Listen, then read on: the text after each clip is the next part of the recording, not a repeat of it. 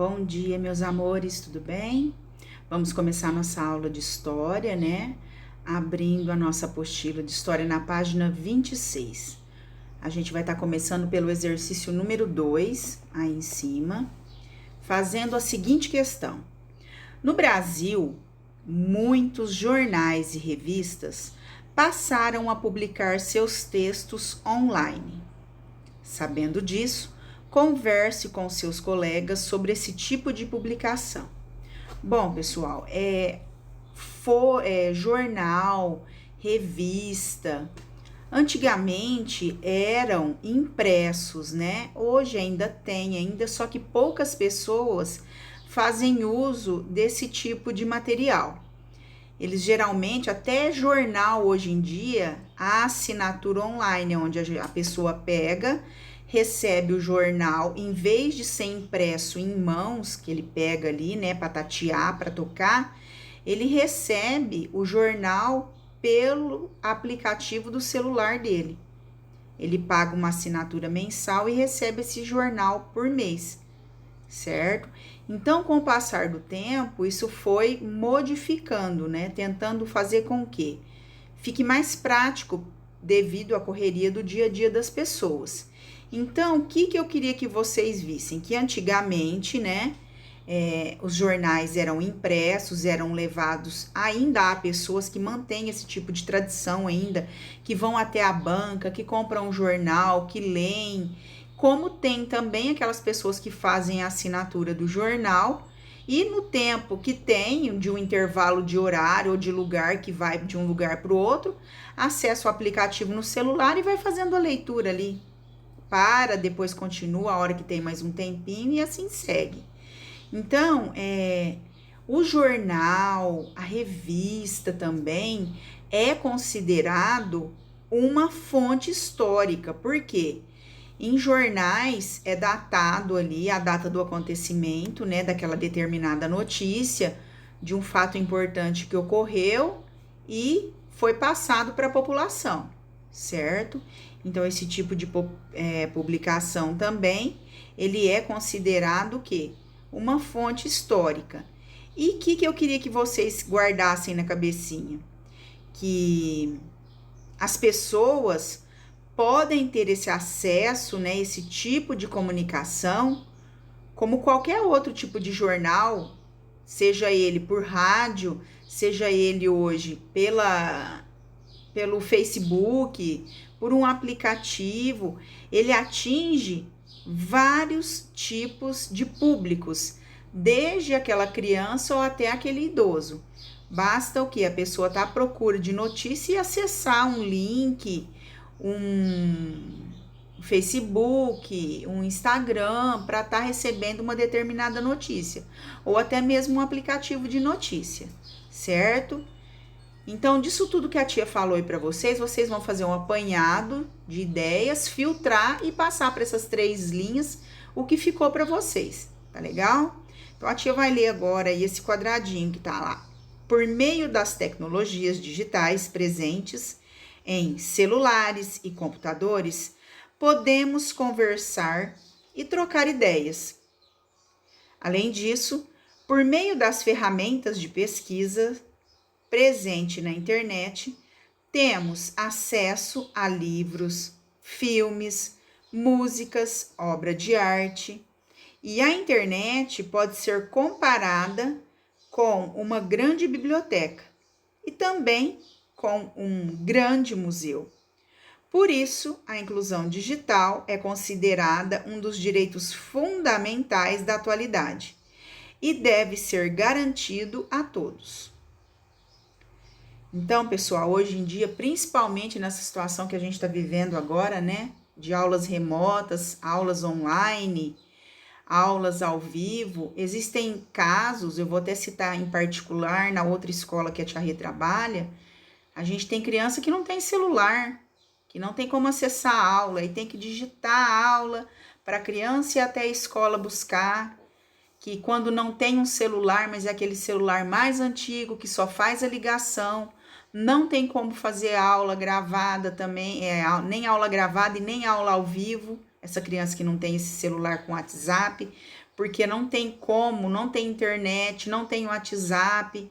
Então, é o que eu falo, a gente às vezes tem que focar para vocês verem que existem sim desigualdades sociais, que vocês têm aí na mão celular, tem notebook, tem tablet, e existem crianças que não têm um celular hoje em dia para assistir uma aula. E os funcionários das escolas, no caso escolas públicas, eu estou citando uma situação que eu passo por isso na escola, que a tia Rê dá aula à tarde, que tem criança que não tem como assistir a aula, ela só pega aquela atividade impressa e faz sozinha em casa, mas não deixa de fazer, ela faz. Porque por menos estudo que o pai e a mãe têm, eles ainda procuram ajudar o filho resolvendo essas atividades. Aí o que a tia Rê faz? Digita a atividade da semana inteira, manda para a escola na segunda-feira. O pai ou a mãe da criança, quando pode, vai buscar, quando não, o funcionário da escola leva até a casa da criança para a criança estar realizando aquelas atividades. Passou a semana toda, a criança terminou, manda para a escola, a tia Rê vai buscar, faz a correção, mas a criança não desanima. Ela está ali estudando, por quê? Porque ela quer ser alguém no futuro. Ela quer ter um conhecimento. É o que eu falo, a cultura, o conhecimento adquirido para nossa pessoa, ele jamais é perdido. O que você aprende, você não vai perder. Não vai quebrar, não vai estragar, não vai apodrecer, vai ficar guardado na nossa memória. Então, o estudo é de grande importância na vida da gente.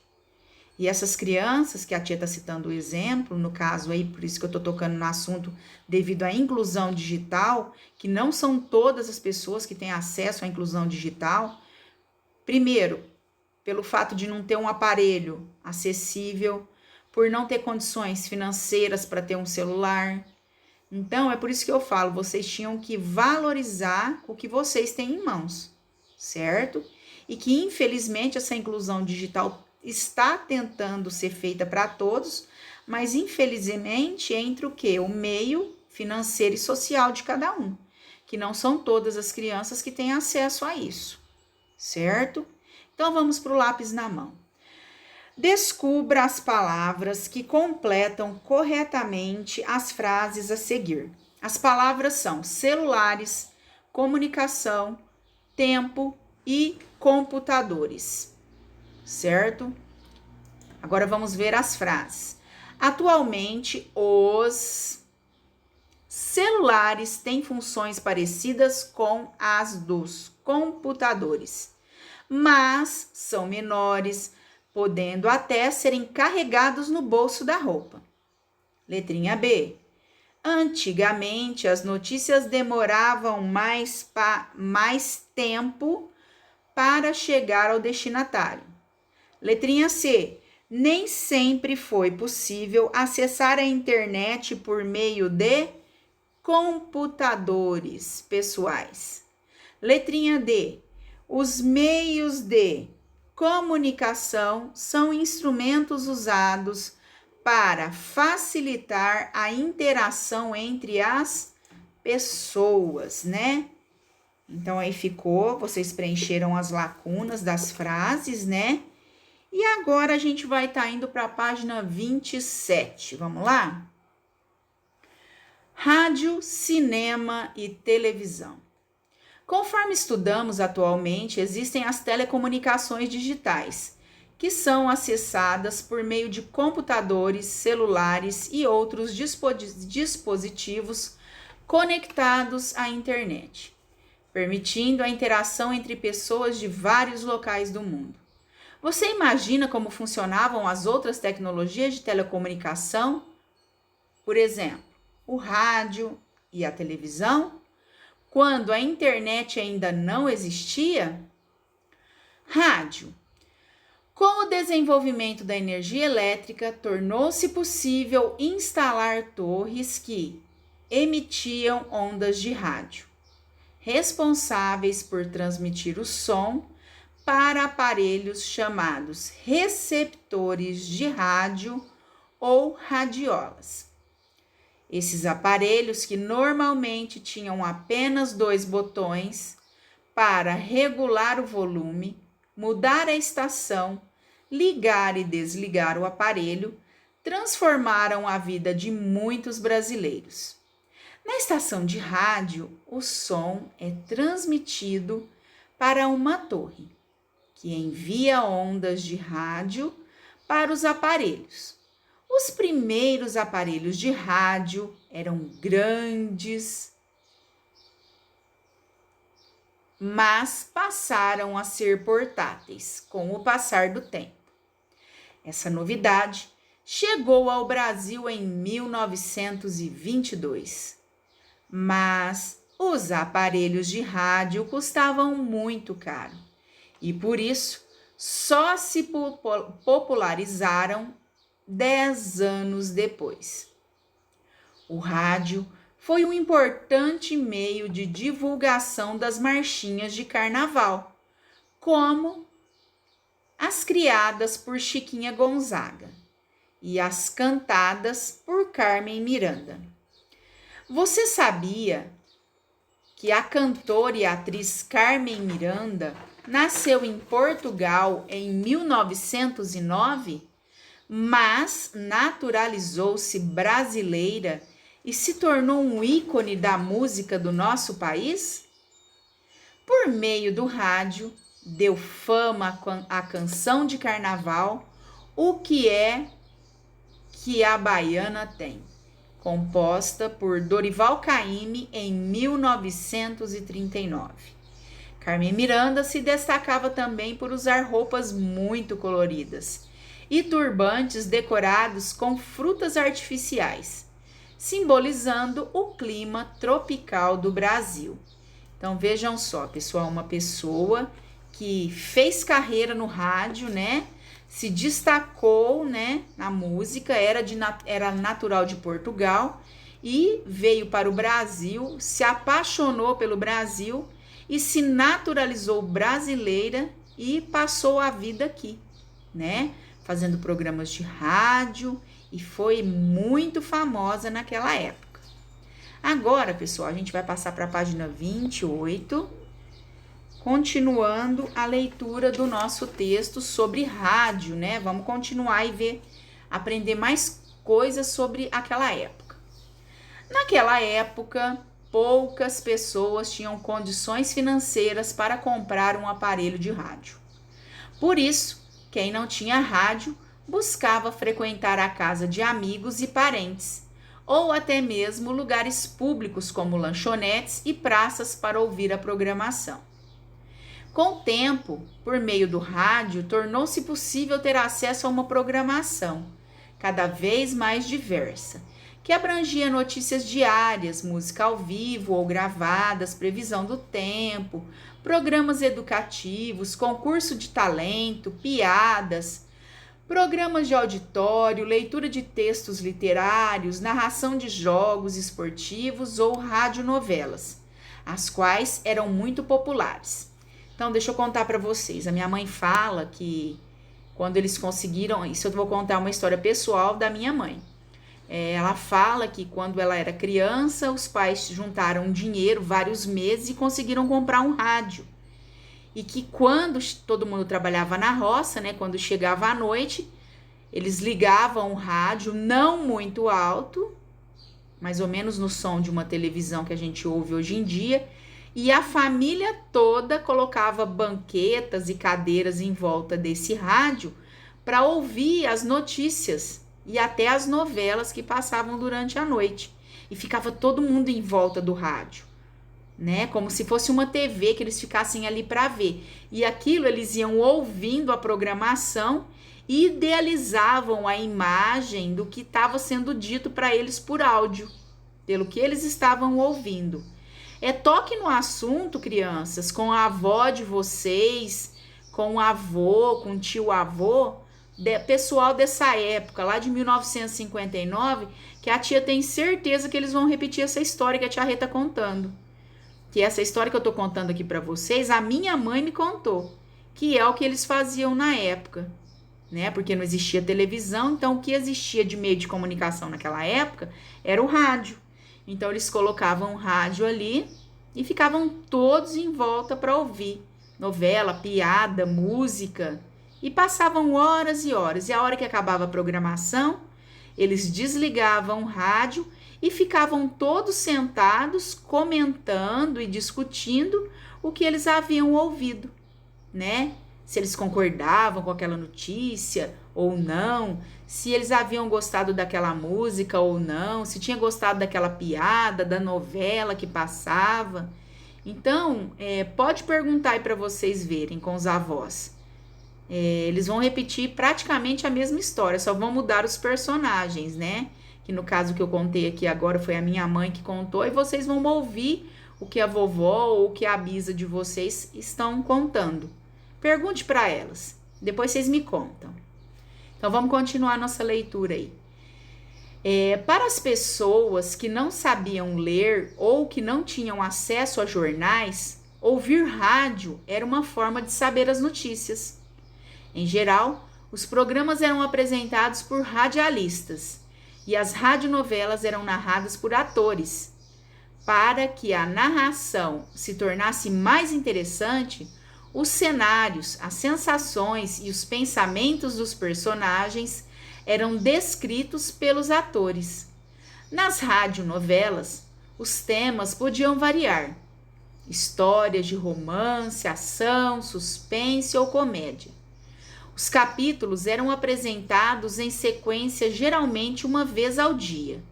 Esse era um momento muito esperado pela audiência, que se envolvia com a história e ficava curiosa para conhecer o final. A tia vai ler esse quadradinho amarelo aqui agora, eu vou baixar a câmera para vocês acompanharem a leitura. Lembre-se da história do trabalhador Heronildes Queiroz, que ficou sabendo das oportunidades de trabalho em Brasília por meio da programação de rádio que era transmitida na praça. Lembra aquele capítulo que a tia releu de história? Que aquele trabalhador ficou sabendo da construção de Brasília pelo rádio e foi para Brasília trabalhar lá para ganhar o seu sustento? Como que ele ficou sabendo dessa construção de Brasília? Foi por meio do noticiário do rádio, né? Então, se ele não tivesse ouvido o rádio, ele não teria ido para Brasília em busca de emprego, né? Então, os programas de rádio de auditório também faziam muito sucesso. Nesses programas, em um auditório, havia uma plateia que participava das apresentações, se manifestando com palmas ou fazendo comentários.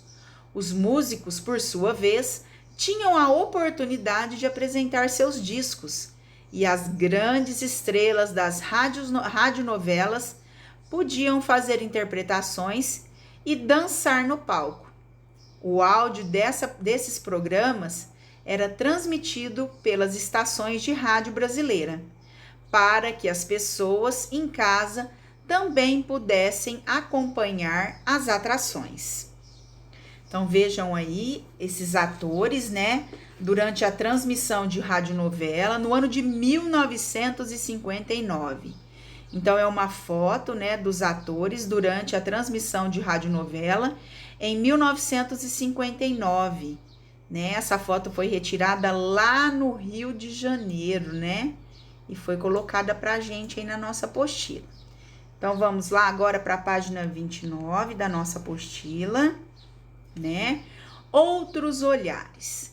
Leia este trecho de texto publicado em 1953 sobre um programa de rádio chamado Histórias do Tio Janjão, da emissora Rádio Nacional. Um dia destes, o tio Janjão recebeu esta carta. Tenho o prazer de comunicar-lhe que a nossa classe do 4º ano escolheu para patrono da biblioteca que acabamos de fundar. Fizemos esta escolha porque teremos muita simpatia pelo programa que o senhor dirige, embora nem sempre possamos ouvi-las por causa do horário escolar. Sabemos sempre as suas histórias, que nos são contadas por pessoas de nossas casas. Peço-lhe sua biografia e seu retrato para a inauguração. despede a sobrinha Maria Glória Duarte da classe de Dona Maria Angélica de Vasconcelos, do grupo escolar Miguel Couto, em Divinópolis, Minas. Agora, conforme o texto, responda as questões. Para qual público o programa de rádio do tio Janjão era direcionado? Esse programa, pessoal, era direcionado para crianças, né?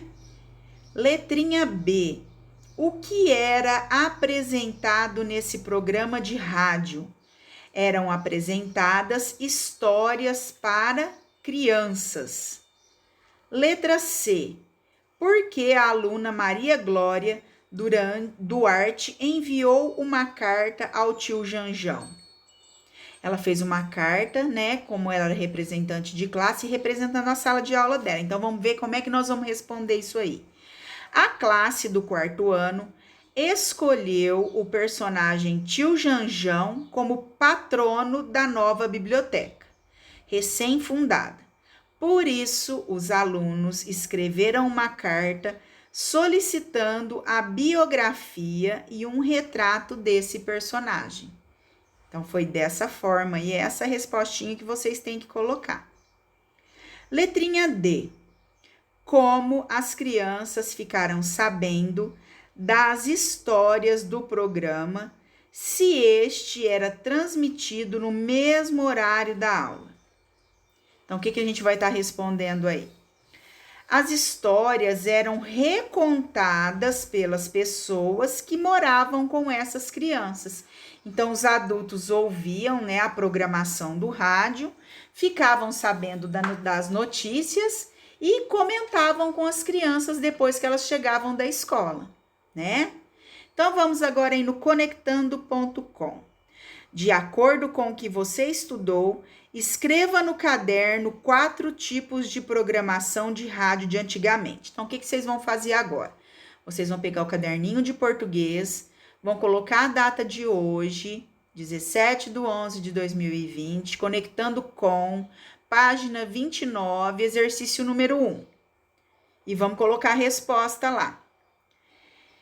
O que a gente vai colocar? Havia programas, né, de divulgação de notícia, de música, radionovelas, narração de jogos, previsão do tempo, leitura de textos literários, contação de piadas e programas de auditório.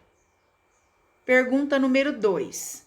Vocês vão fazer a mesma coisa, vão colocar número 2, não precisa copiar a pergunta, só coloquem as respostas, tá legal? Letra A. 3 emissoras de rádio brasileiras do passado. Gente, tinha a Rádio Nacional, a Rádio Cultura, a Rádio Tupi, a Rádio Sociedade do Rio de Janeiro, a Rádio Jornal do Brasil, a Rádio Inconfidência de Minas Gerais. Eram essas as rádios que estavam presentes no passado na vida dos brasileiros, certo? Exercício B. 3 emissoras que têm cobertura no município onde você mora. Bom, pessoal, essa daí é pessoal, né? Então, a gente pode pesquisar 3 rádios que tem aqui em São Joaquim e colocar o nome. Pode ser AM ou pode ser FM, tá legal? Aí vai ser a preferência de vocês. Agora, nós temos aí 3 palavrinhas para a gente ver o significado delas, que são patrono, que significa padrinho, fundador, que é a pessoa que criou ou inaugurou determinado lugar, e biografia, vocês já sabem, né, que é a história de vida, né, de uma pessoa, né, em poucas linhas a pessoa conta ali a história de vida dela. Então, agora, pessoal, nós vamos lá para a página 30 e vamos falar sobre cinema. Vamos lá? Cinema. O cinema surgiu na Europa, né, no ano de 1895 em Paris. Foi feita a primeira exibição pública de um filme e a apresentação impressionou e comoveu muitas pessoas.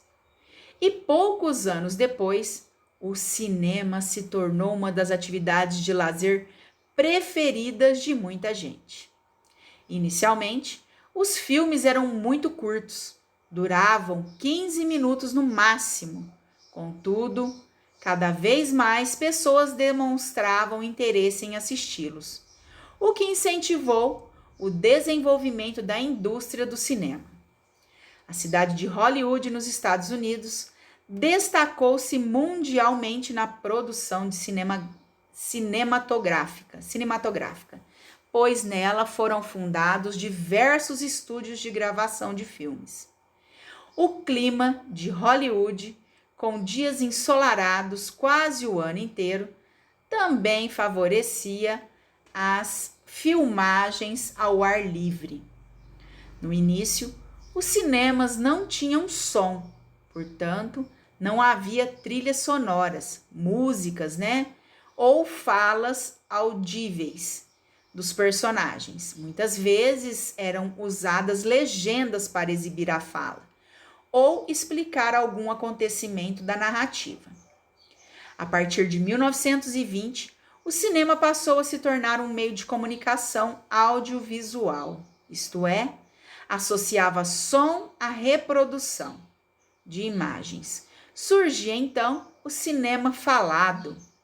Além de reproduzir as trilhas sonoras, os filmes, a partir de então, passaram a reproduzir as vozes dos personagens e demais sons da obra. Então, pessoal, primeiramente, os primeiros filmes que foram feitos era cinema mudo, Eu não sei se vocês já tiveram a oportunidade de assistir filmes do Charlie Chaplin.